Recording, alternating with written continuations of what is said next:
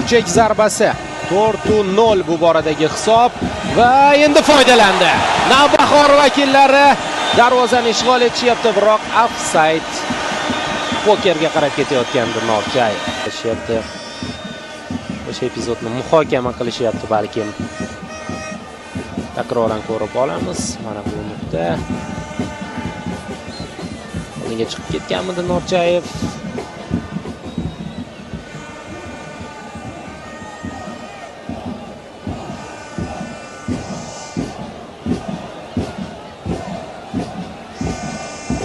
Qoida-ku, buzilgani yo'q bu yerda. Va to'p Xorazm futbolchisidan kelgan bu yerda. Mana sizga burilish nuqta. Tushdan boshqa choramiz yo'q. Qarorni gol.